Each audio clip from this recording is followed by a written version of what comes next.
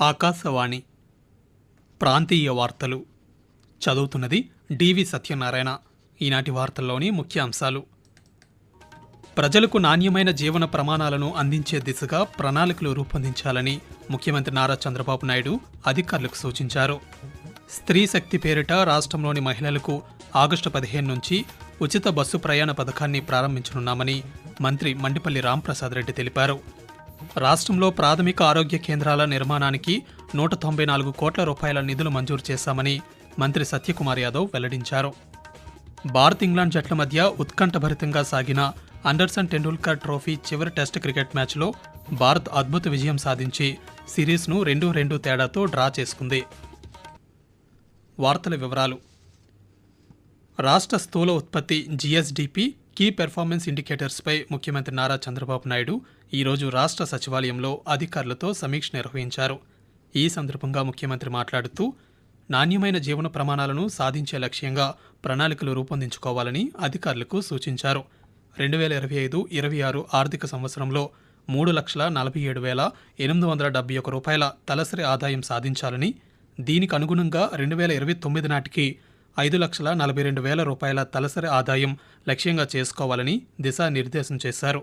వివిధ ప్రభుత్వ శాఖలు ఆయా రంగాల్లో ముందస్తు ప్రణాళికలు రూపొందించి అమలు చేయాలని, స్వల్ప మధ్య దీర్ఘకాలిక లక్ష్యాలకు అనుగుణంగా పనిచేయాలన్నారు. స్త్రీ శక్తి పేరిట రాష్ట్రంలోని మహిళలకు ఆగస్టు 15 నుంచి ఉచిత బస్సు ప్రయాణ సౌకర్యాన్ని అమలు చేయనున్నామని రవాణా శాఖ మంత్రి మండిపల్లి రాంప్రసాద్ రెడ్డి తెలిపారు. అమరావతిలో ఈరోజు ఆయన పాత్రికేయులతో మాట్లాడుతూ మొత్తం 6,700 బస్సుల్లో మహిళలకు ఉచిత ప్రయాణాన్ని కల్పిస్తామని చెప్పారు. ఈ పథకం అమలు చేసేందుకు రాష్ట్ర ప్రభుత్వం 1,950 కోట్ల రూపాయలను ఖర్చు చేస్తోందని తెలిపారు.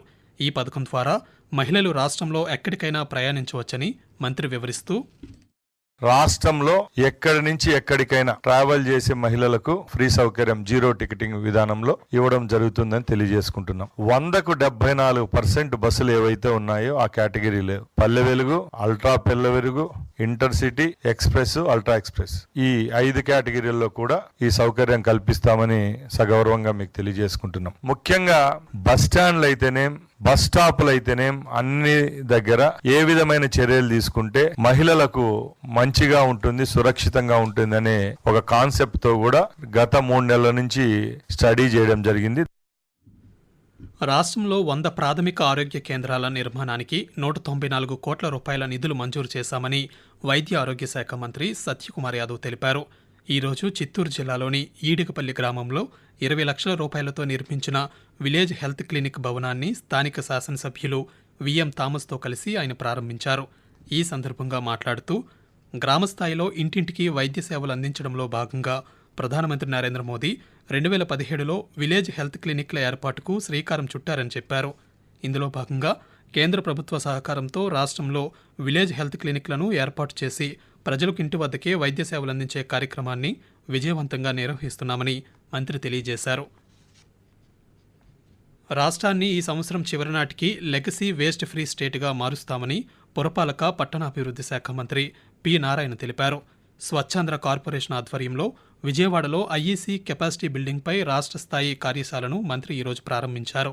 ఈ సందర్భంగా మాట్లాడుతూ రాష్ట్రంలోని అన్ని మున్సిపాలిటీల కమిషనర్లు ఘన ద్రవ వ్యర్థాల నిర్వహణకు అధిక ప్రాధాన్యం ఇవ్వాలని, నగరాలను వ్యర్థాల రహితంగా మార్చేందుకు మున్సిపల్ కమిషనర్లు కీలకంగా వ్యవహరించాలన్నారు. రాష్ట్రంలోని 5 నగరాలకు స్వచ్ఛ సర్వేక్షణ అవార్డులు రావడం గర్వకారణంగా ఉందన్న మంత్రి అవార్డులు పొందిన మున్సిపాలిటీల అధికారులు, సిబ్బందికి అభినందనలు తెలిపారు.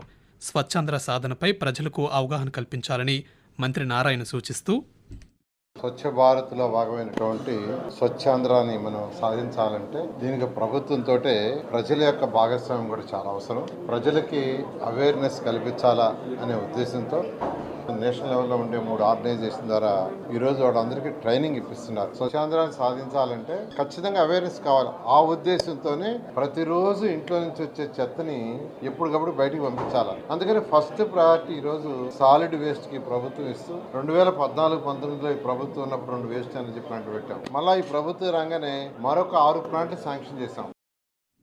ఆకాశవాణి ప్రాంతీయ వార్తలు వింటున్నారు.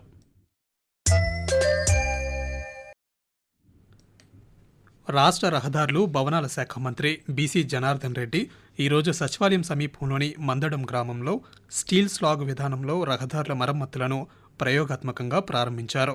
ముఖ్యమంత్రి నారా చంద్రబాబు నాయుడు సూచన మేరకు రాష్ట్రంలో మెరుగైన రహదారులు నిర్మించాలనే లక్ష్యంతో ఇటువంటి వినూత్న విధానాలను ప్రయోగాత్మకంగా చేపట్టడం జరిగిందని మంత్రి పేర్కొన్నారు.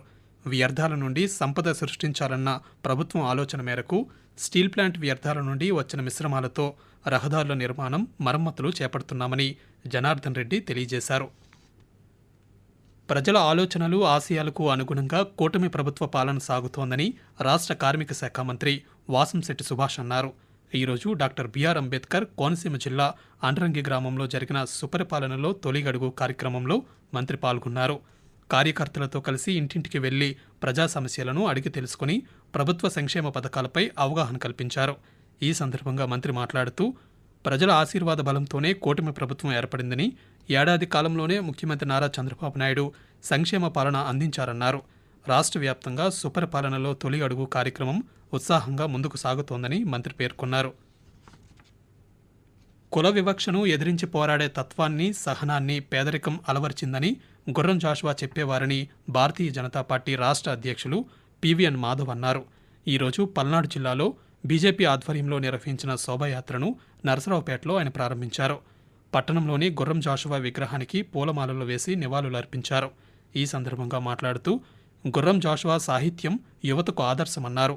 వివక్షను కేవలం చదువుతోనే రూపుమాపగలమన్న జాషువా మాటలను స్ఫూర్తిగా తీసుకోవాలని పివిఎన్ మాధవ్ సూచిస్తూ పేదరికం నాకు సహనాన్ని నేర్పింది, కుల వివక్షత నాకు ఏదైనా ఎదిరించి పోరాటం చేసే గుణం నేర్పించింది. ఈ ఇద్దరు గురువుల కారణంగానే నాకు కవి అనే సమాజానికి సంబంధించిన అనేక విషయాల్ని మార్పు చేసే ప్రయత్నం చేస్తున్నాను. ఆ విధంగా ఒక పోరాటాన్ని నేను ప్రారంభించానని చెప్పి తన కవి కత్తితో అనేక అద్భుత రచనలు చేశారు. చైనా ముష్కరులు దాడి చేస్తే చైనా కారణంగా భారతదేశం ఎక్కడ బలహీన పడకుండా ఉండే విధంగా జగజ్జనని భారత మాత ఇటువంటి అనేక రకాల దాడుల్ని తట్టుకొని ప్రతిదాడి చేయగలిగే ఒక సంస్కార శీల అని చెప్పి ఆయన అద్భుత కవితల ద్వారా దేశంలో ఒక చైతన్యం.